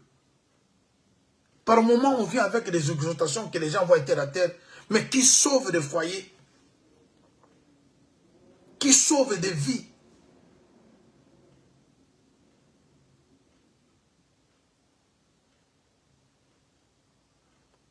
Vous venez, vous voulez toujours parler de l'hippopotame pendant que les mariages sont en train d'être détruits, pendant que les enfants se rebellent dans les maisons. Est-ce que si vraiment vous êtes connecté par Dieu, est-ce que Dieu ne voit pas tous ces problèmes qui sont dans les maisons des gens? Est-ce que Dieu ne peut pas apporter une exhortation, une parole qui peut rassurer à ses enfants? Est-ce qu'on sera toujours ministre lorsqu'on vient, on explique? Aujourd'hui, je vais vous parler les nerfs de Dieu. Je vais vous expliquer le coup de Dieu. Oui. Expliquons-nous le coup de Dieu, le nerf de Dieu, c'est bien. Mais voilà comment, même Dieu lui-même, lorsqu'il a travaillé en créant le monde, il a commencé par être évangéliste, pasteur, apôtre, prophète et docteur. Lorsqu'il vient chercher Adam, il vient d'abord comme évangéliste. Où es-tu? Ensuite, il passe pour pasteur. Ensuite, il vient comme apôtre. Il vient avec la peau. Mais il empêche le ministère prophétique d'agir. Il cache l'arbre. Bien aimé, quand vous êtes sous l'inspiration de Dieu, vous pouvez enseigner, vous arrivez quelque part, vous scellez d'autres choses. Si vous trouvez que le temps n'est pas propice pour le moment. Jésus l'a fait, il dit, j'ai encore d'autres choses à vous dire, mais maintenant vous n'allez pas les saisir. Il a caché ça, il dit, quand l'Esprit sera venu, il vous enseignera toutes choses. Si Jésus enseigne, il arrive à un moment donné, il cache. Il dit que ça, je ne peux pas le révéler maintenant. Parce qu'il regardait le niveau de l'auditoire qui était devant lui. Moi, j'ai des enseignements que Dieu m'a révélés. Ça fait des années, je n'ai même pas enseigné. Parce qu'on n'enseigne pas parce qu'on connaît. On enseigne parce que Dieu veut qu'on enseigne pour que ça produise quelque chose. Voilà pourquoi beaucoup d'enseignements n'apportent rien. Parce qu'on enseigne par compétition. On n'enseigne pas pour être vu. On enseigne pour qu'on sache que non, toi aussi tu connais. Mais on doit enseigner pour sauver les âmes. C'est chaque jour que nous méditons la parole de Dieu. C'est chaque jour que Dieu nous révèle. Mais il faut que la nourriture soit donnée au temps convenable. Alors, après avoir bâti une tour, il dit maintenant, il va creuser aussi une cuve. Ça, c'est maintenant le doctorat. Aller dans la profondeur. Vous voyez maintenant que le Saint Grâce travaille dans la vigne. Et quand Dieu fait, ça c'est la grâce. Maintenant, bien que cette grâce est faite, la vie ne n'a pas donné ce que Dieu attendait d'elle. Dans les assemblées des saints, nous avons toutes ces grâces-là. Il y a des comme docteurs, il y a des comme pasteurs, il y a des comme prophètes, il y a des comme évangélistes, il y a des comme pasteurs. Mais regardons le résultat que nous donnons. La langue de Cana est prêchée, la langue de Cana est connue, est parlée, mais la vie de Cana n'est pas respectée. Et qu'est-ce que Dieu va faire? Une ville sera une ville de destruction. Voilà pourquoi Dieu passe au verset 3e, après avoir remarqué qu'il a fait un travail remarquable. Il dit, maintenant donc, habitants de Jérusalem, hommes de Juda, Ésaïe toujours, chapitre 5, verset 3. Soyez juges entre moi et ma vigne. Qu'y a-t-il encore à faire à ma vigne? Parce que si vous avez déjà les grâces ministérielles, vous avez déjà tout. Parce que les grâces ministérielles, c'est Dieu parmi vous. Les dons sont là. Il dit, qu'y a-t-il encore à faire à ma vigne que je n'ai pas fait pour elle? Pourquoi, quand j'ai espéré qu'elle produirait des bons raisins, en a-t-il produit des mauvais? Regarde le fruit que nous produisons, nous les assemblées des saints. Il y a la haine, il y a la jalousie. Le poison commence à s'ajouter. On attend par-ci, par-là, tel empoisonné, tel est empoisonné. Mais comment sommes-nous arrivés là-bas? Poison. Vous voulez mettre fin à la vie d'un frère, d'une sœur, éteindre une grâce que l'Église bénéficie. Parce que vous voulez toujours qu'on puisse vous voir. Quand vous tuez quelqu'un, est-ce que vous mettez à la place de l'Église? Parce que vous n'avez pas toutes les grâces. Même la petite grâce là que le frère ou la sœur a, apporte quelque chose à l'Église. Mais quand tu es dans des conspirations pour renverser quelqu'un qui a quelque chose que l'Église bénéficie, as-tu pensé à Dieu? As-tu pensé à ce peuple? Mais nous avons la langue des Cana. Mais le Seigneur dit qu'une des villes, ça sera une ville de destruction. Parce que vous voyez un peu, ça c'est un autre volet. Et je sais que c'est un volet où beaucoup de prédicateurs de l'Assemblée des Saints n'aiment pas. Beaucoup ne m'apprécient pas à cause de ça. Vous allez toujours parler mal de l'Assemblée des Saints. Parce qu'ils veulent que les gens sachent que l'Assemblée des Saints n'a pas de fautes, n'a pas de problèmes. C'est une église. Le modèle, c'est Jésus. Mais nous suivons Jésus. Écoutons, bien-aimés. Vous voyez? Alors, je vais encore vous révéler une autre chose. Par la grâce du Seigneur. Bien-aimés dans le Seigneur. Le Seigneur dit ceci, dans Ésaïe toujours, chapitre 29. 29e chapitre.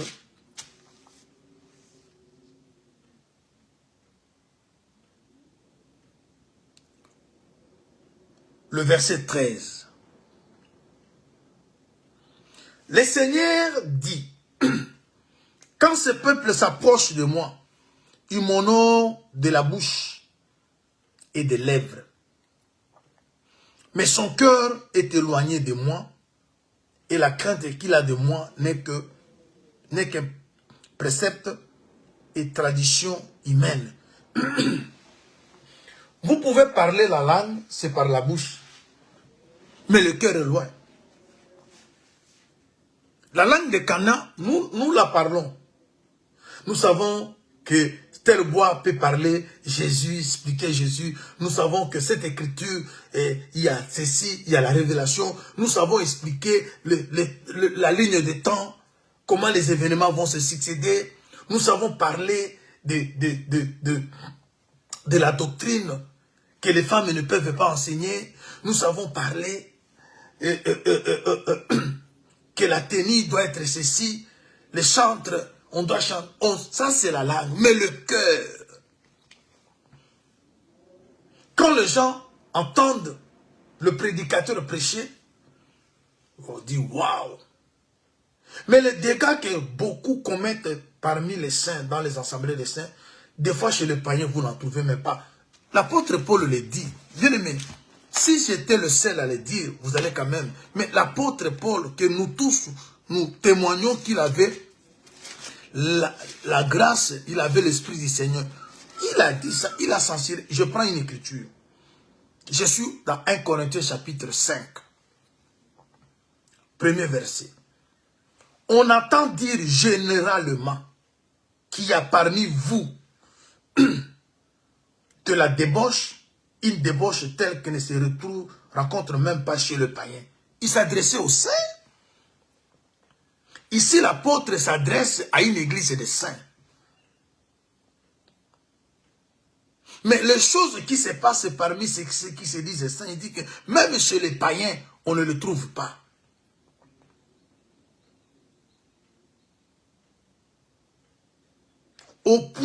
C'est au point que l'un de vous a la femme de son père. C'est-à-dire, même les païens savent que la femme du père, je ne peux pas le toucher. Même les païens savent que la femme de mon ami, la femme de mon frère. Mais nous trouvons dans les assemblées des saints les choses que même les païens ont peur de le faire chez le soi-disant saint, on le fait. Alors vous voulez qu'on ne dise pas, vous voulez qu'on ne parle pas, qu'on se limite simplement que nous avons la langue des Canaan, nous savons ce qu'est le bois, ce qu'est l'arche, ce qu'est l'échelle, nous savons ce qu'est ceci, mes bien-aimés. Est-ce que nous voulons vraiment aller au ciel?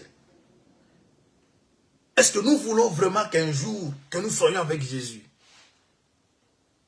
Ou nous voulons tuer la gloire des gens que les gens disent que non, là-bas, ils ont la parole, là-bas, ils ne prêchent pas comme les autres, là-bas, mais non, bien-aimé, on doit aimer, on doit parler, on doit aussi avoir le cœur. Ça, c'est Ésaïe qui le dit, hein. L'apôtre Paul l'a parlé aussi. Jésus lui-même l'a parlé. Vous allez voir que l'apôtre Paul reprend ces choses dans Romains. Jésus, lorsqu'il est venu, il a également dit ça. Si je peux prendre ne fût-ce que Marc, il a repris ça dans Marc 7, 6.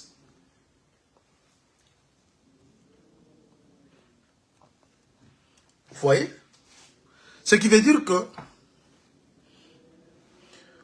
la grâce, les 5 villes, c'est ceux qui ont trouvé grâce. Mais parmi ceux qui ont trouvé grâce, il y a ceux qui ont foulé grâce aux pieds. Maintenant, on reste avec les 4. Parce que le chiffre 4, c'est le chiffre de délivré, de la délivrance. La grâce peut être faite à tout le monde, mais tout le monde ne reçoit pas la grâce de la même manière. Parce que la grâce qui est source de salut, elle enseigne à renoncer. Mais quand vous ne renoncez pas, c'est-à-dire vous avez foulé la grâce aux pieds, la grâce est venue vers vous, mais vous ne l'avez pas accueillie. Grâce de Dieu, Tite chapitre 2, verset 11, source de salut. Elle a été manifestée. Elle nous enseigne à renoncer. Maintenant, quand vous ne renoncez pas, vous ne parlez toujours, mais vous ne renoncez pas. Ce qui veut dire que la grâce est foulée aux pieds. Vous êtes incrédule. Alors maintenant, vous serez une vie de destruction. Les 4 villes ne seront pas vides de destruction. Pourquoi? Parce que le chiffre 4, c'est le chiffre qui parle de la délivrance. La délivrance, c'est quoi? Ésaïe. Ésaïe chapitre 35.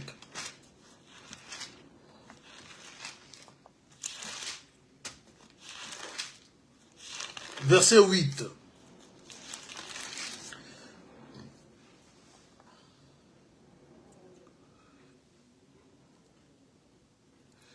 Il y aura là un chemin frayé, une route qu'on appellera la voie sainte. Nul impie, nul impie n'y passera. Elle sera pour eux seuls. Ceux qui la suivront, même les insensés, ne pourront s'égarer. Sur cette route, point de lion, nulle bête féroce ne la prendra. Nul n'y se rencontrera. Les délivrés y retourneront. Ils marcheront plutôt. Le racheté de l'Éternel retourneront. Ils seront à Sion avec chant d'allégresse, de triomphe. Une joie éternelle couronnera leur tête. L'allégresse et la joie s'approcheront et la douleur et le gémissement s'enfuiront. Vous voyez? Le délivré, le racheté de l'Éternel. Ceux qui sont rachetés suivent l'agneau partout où va l'agneau. L'agneau est dans le pardon, vous serez dans le pardon. L'agneau est dans la simplicité, vous serez dans la simplicité. L'agneau est dans l'humilité, vous serez dans l'humilité. Ayez en vous les sentiments qui étaient en Jésus-Christ. Philippiens chapitre 2, verset 5.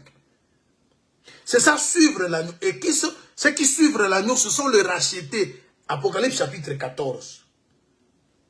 Ils ne se suivent pas avec les femmes, mais ils suivent l'agneau partout où va l'agneau. L'agneau partage. L'agneau donne sa vie pour les autres. L'agneau n'est pas orgueilleux.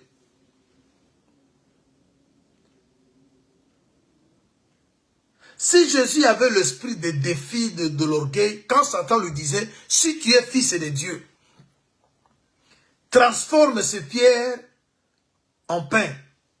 Parce que beaucoup de prédications, les gens font avec défi. On ne prêche pas par compétition. Beaucoup de prédicateurs dans les assemblées des saints ne prêchent pas pour édifier le peuple, mais ils prêchent pour démontrer qu'ils sont quelque chose. Quelqu'un me dira, Élie, il avait fait la démonstration. Et la démonstration d'Élie a ramené un peuple qui était égaré à Dieu. Élie a fait la démonstration. Et c'était aussi par la dictée de Dieu. Mais il y a aujourd'hui des prédications vides. La langue de Cana est parlée, mais le cœur n'est pas dans ce que l'homme est en train de dire. Et lorsque le cœur n'y est pas, on est incrédule. On finit par être détruit. Qu'est-ce que Dieu n'a pas fait dans l'assemblée des saints? Il vous a donné la grâce. Mais regardons comment la grâce est foulée aux pieds. Par la haine, par la jalousie, par la vie de la prostitution.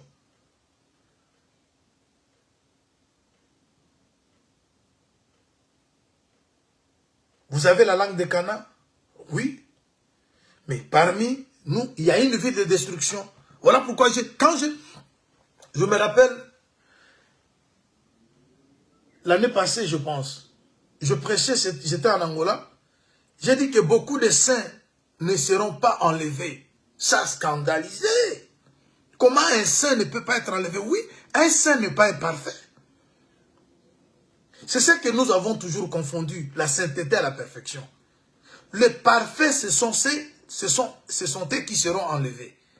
Si vous êtes saint, mais vous ne cherchez pas à vous sanctifier, à devenir parfait, vous resterez.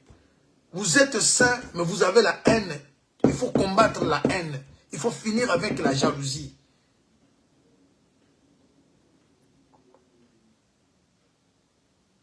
Alors, si je veux que vous voyez encore une autre chose. Vous savez que il y a deux choses que nous ignorons.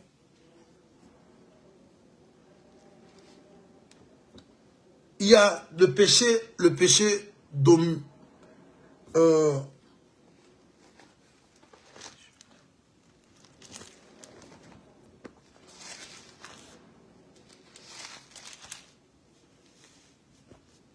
le péché d'omission, c'est-à-dire, vous savez faire quelque chose, mais vous ne le faites pas. Est-ce que, avez-vous déjà confessé de tels péchés? Parce que si on te dit de faire la liste de péchés, je ne pense pas que tu mettras ça.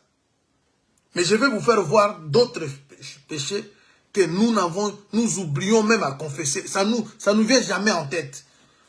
Je prends Jacques.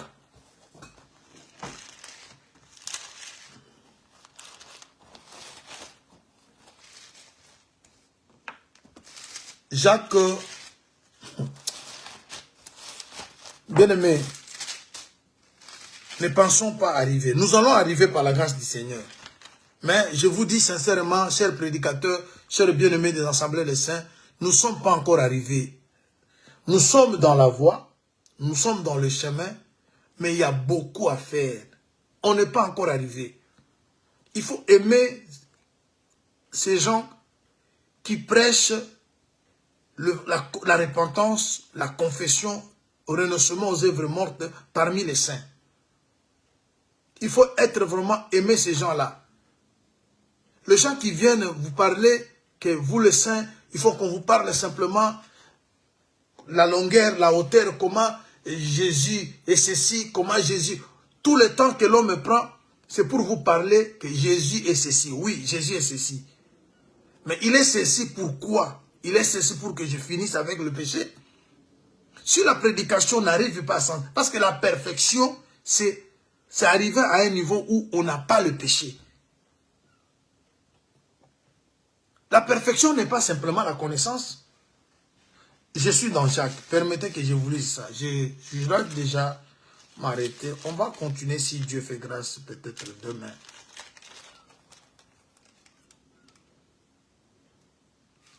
Celui donc, verset 17, Jacques 4, 17. Celui donc qui sait faire ce qui est bien et qui ne le fait pas commet un péché. Maintenant, restons un peu là, cherchons commençons maintenant à comprendre, faire ce qui est bien.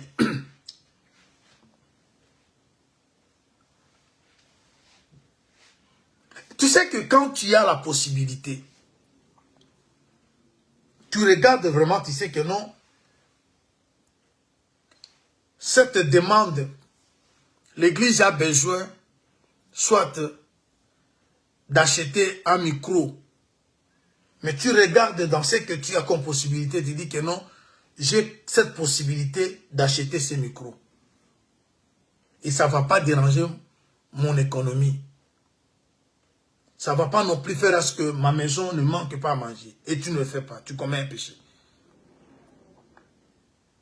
Est-ce que vous voyez un peu la dimension? Quand tu sais que ce que ses frères est en train de faire, ou cette sœur est en train de faire, c'est pas bien. Mais il est peut-être ignorant ou elle est ignorante. Je peux lui parler, montrer que c'est... Mais tu ne fais pas, tu t'étais. La Bible dit que tu commets un péché. Est-ce que as-tu déjà confessé de tels péchés? Combien de fois tu t'es vu capable de faire quelque chose, mais tu n'as pas fait? La parole de Dieu. Ce sont des péchés que les gens ne voient pas. Voilà pourquoi quand moi je prie, je dis Seigneur, je peux me tromper, croyant que je suis saint sur toutes les lignes. Mais toi tu me connais plus que moi-même. Ça c'est une prudence. Peut-être quelque part j'ai été capable de faire quelque chose, mais je n'ai pas fait. La parole de Dieu que je péchais. Et je prie comme ça. Même dans l'assemblée, je n'ai pas honte. Quelqu'un peut dire que lui qui est prédicateur, il confesse le péché. Bien-aimé, il est écrit, aussi longtemps que nous sommes dans cette tente, nous sommes loin du Seigneur. Le Seigneur sait de quoi nous sommes formés. Ce qui tue dans les assemblées des saints, commençant par nous prédicateurs, jusque vous qui êtes fidèles, C'est parce que nous sommes trop justes à nos propres yeux. Regardons ce que dit la parole de Dieu. Proverbe chapitre 3. Proverbe 3. Je suis dans le verset 7, je pense.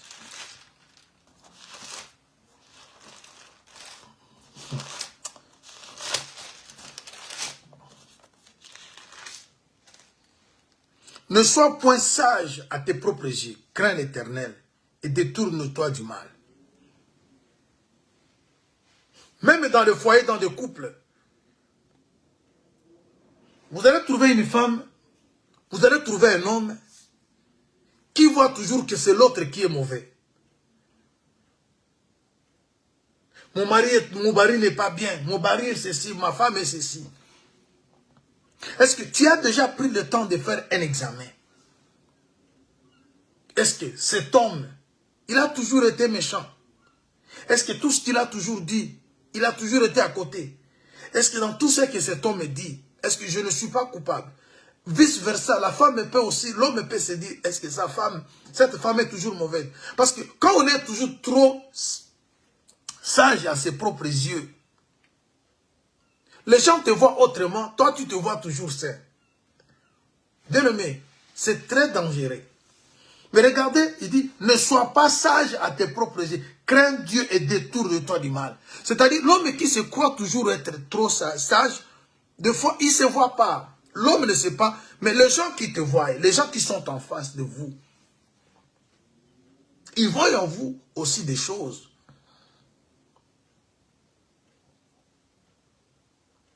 C'est pour cela, lorsque tu vas prendre le miroir, qui est la parole de Dieu, tu vas commencer maintenant à examiner ta vie, tout ce que tu poses comme acte. Tu verras que tu as encore des choses à refaire, à confesser, à abandonner. Parce que les gens ne prennent pas le temps de placer leur vie devant la parole.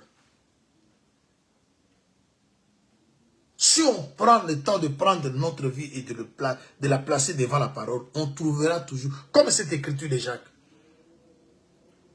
Depuis que cette année a commencé, jusqu'à aujourd'hui, combien de fois tu t'es senti capable de faire quelque chose de bien pour ton mari, pour ta femme, pour tes enfants, pour ton église, pour ton pasteur, pour ton frère, pour ta soeur, mais tu n'as pas fait.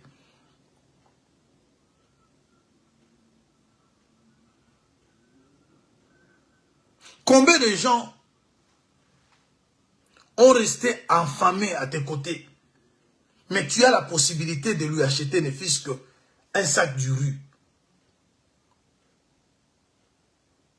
Combien de bien-aimés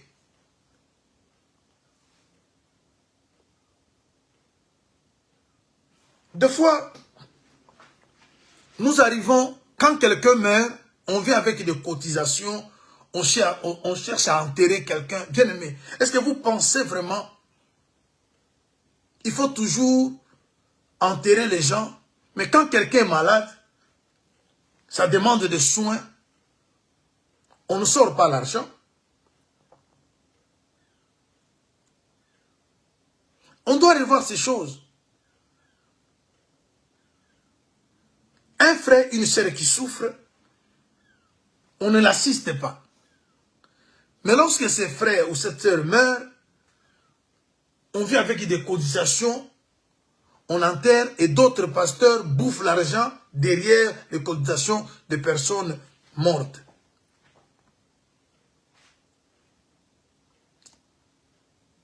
On vient avec des histoires, acheter la maison, oui c'est pas mauvais. Mais quand cet homme est là, vous savez peut-être la chose qui a amené cet homme à mourir, c'est parce qu'il s'est soucié, j'ai des enfants, j'ai une femme, mais je n'ai pas une maison. Pourquoi on veut toujours acheter des maisons pour les hommes de Dieu lorsqu'ils meurent? Des fois, les causes de leur mort, ils travaillent pour l'œuvre du Seigneur, mais ils regardent que moi, je me donne pour l'œuvre de Dieu. Mais je ne sais pas comment prendre soin de ma famille parce que je suis toujours là pour servir le Seigneur, servir le peuple de Dieu. Des fois, ils n'ont pas de quoi payer le loyer. Des fois, ils n'ont pas de où dormir. Et tout ça, ça crée beaucoup de choses, des maladies. L'homme meurt et vous venez acheter. Si vous lui avez acheté peut-être cette parcelle avant de mourir, peut-être il pouvait être en vie. Vous ne savez pas les choses qui emportent les prédicateurs. Mais ce sont des péchés. Vous savez faire des choses. Bien aimé, l'église n'a jamais été pauvre. Voilà pourquoi le Seigneur avait voulu, il avait dit que dans l'église, il y a des indigents, oui. Mais ceux qui ont quelque chose peuvent faire en sorte qu'on ne sente pas qu'il y ait de la pauvreté. L'église n'a jamais été pauvre. Si nous sommes vraiment l'église du Seigneur, à travers le monde, nous pouvons réaliser de grandes choses avec le peu que chacun de nous a. Mais parce qu'il n'y a pas d'hystérie, il n'y a pas de l'amour. Quand vous cotisez, l'autre prend cet argent, il commence, pendant que vous vous attendez, arriver à un montant, lui se lance dans le business avec cet argent. Et il vient témoigner, Dieu m'a béni, mais Dieu, dans la fraude, Dieu te bénit dans la fraude. Et c'est ça. Et les gens veulent, ils ne veulent pas qu'on parle de ces choses dans les assemblées des saints. Alors, chers bien-aimés, vous voyez, on a toujours été souvent trop sages à nos propres yeux. Nous nous voyons déjà arriver. Mais c'est que les gens qui nous regardent en face, ils voient qu'on a beaucoup de choses à réparer.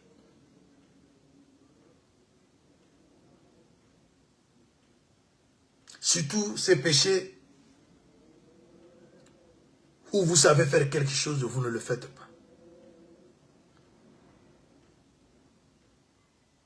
On tombe dans ces péchés.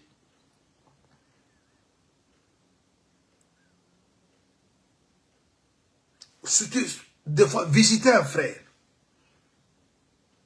qui est malade. Quand vous prenez votre téléphone, appelez un frère, c'est faire quelque chose de bien. Une exhortation, ça peut faire à ce que le frère, le moral, ainsi de suite. Mais vous ne l'avez pas fait.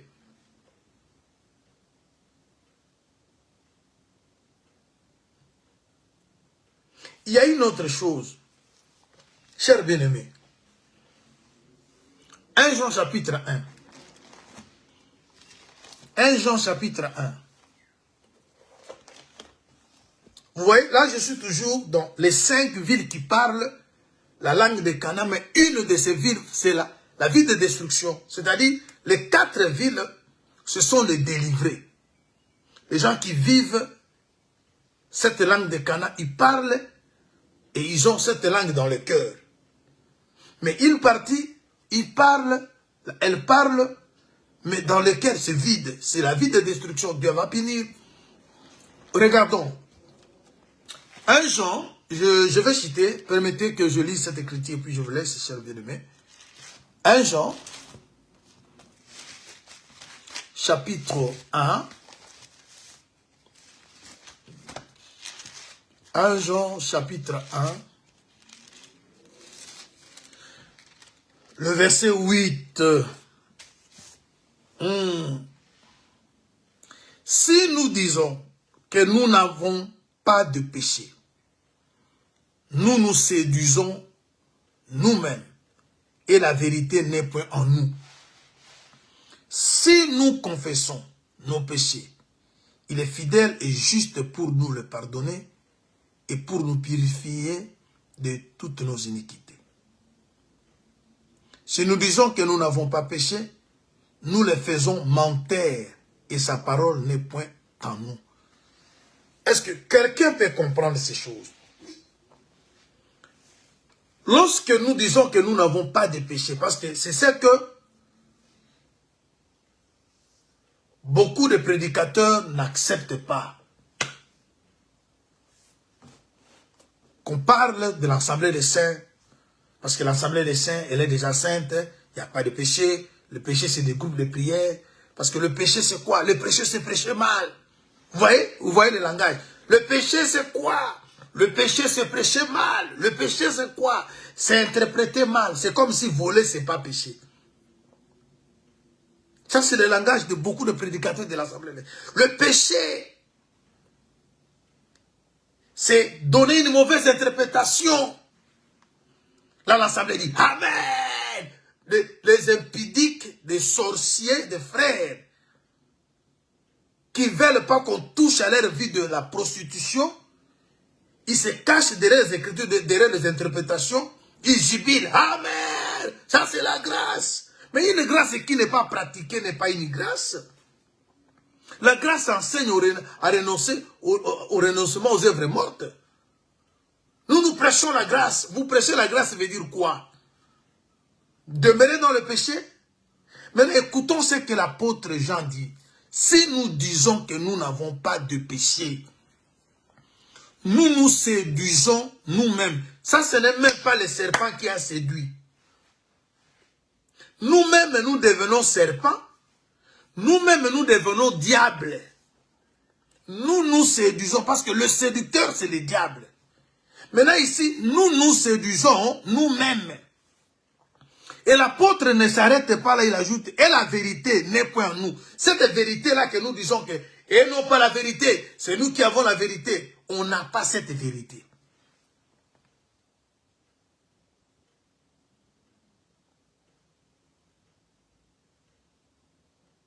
Est-ce que vous comprenez?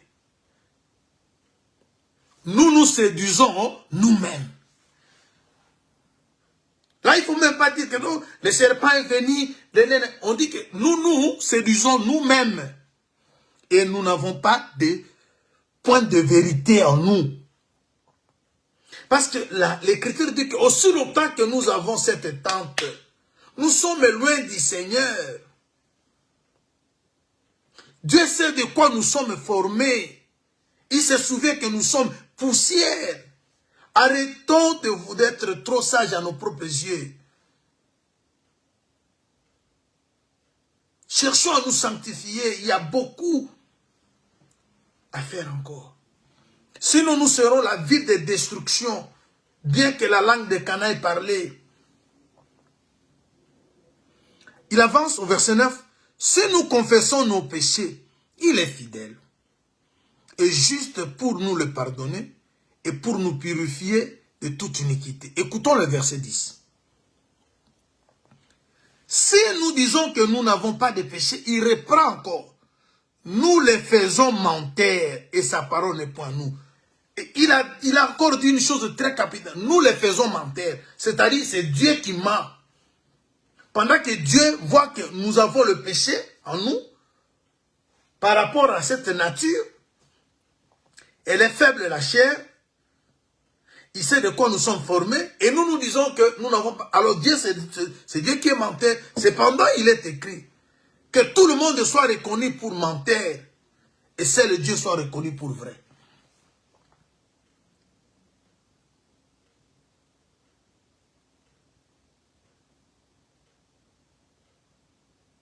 Bien aimé, lorsqu'on dit confessons le péché, il faut confesser, il faut pleurer. Même si tu ne te rappelles pas d'une faute, dis Seigneur, tu connais ma vie. Je peux me tromper, je peux être trop sage à mes propres yeux, pensant que je n'ai pas de péché. Mais toi, tu sais ma vie plus que moi-même. Pardonne-moi. Tu sais de quoi je suis formé. Alors, voilà, le temps ne me permet pas pour que je parle de l'autel. Je parlerai de l'autel qui va être l'autel de Dieu qu'on va trouver en Égypte. Le Seigneur avait voulu qu'on puisse approfondir quelque chose par rapport aux villes qui parlent la langue de Cana.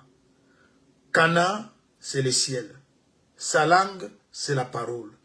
Et parler la langue de Cana, c'est vivre la parole de Dieu. Maintenant, lorsque nous n'avons que la parole, que nous prêchons, nous faisons des débats, et que nos cœurs n'est pas dans la parole, alors nous sommes une vie de destruction. Dieu nous traite, il trouve que nous sommes hypocrites. Il nous a tout donné. Il a remué la terre. Il a donné à l'église les évangélistes. Il a séparé, il a ôté les pierres. Ça, c'est le pastorat. Nous avons des ministres pasteurs au milieu de nous. Ils font le travail. Il a apporté le plat délicieux, c'est l'apostolat. La doctrine est là. La tour est bâtie sur la prophétie, les prophètes. Et il y a maintenant une cuve qui qui est placé. On a creusé une cuve. Ça, c'est la profondeur. C'est le docteur. On a tout ça, mais il attend le fruit. Avec tous les enseignements qui se prêchent dans les assemblées des saints. Quel rendement? Le poison, les assassinats, prendre les femmes d'autrui, le divorce, l'insoumission, c'est quoi? Qu'est-ce que Dieu reçoit de chacun de nous après tout ce travail avec toute cette grâce? Tous les dons, l'église des saints, l'assemblée des saints a. Mais regardons. Alors, chers bien-aimés, que Dieu vous bénisse. Là où vous êtes, vous qui aimez la parole de Dieu, ce matin, Dieu s'est approché encore de son peuple. Il nous a encore parlé.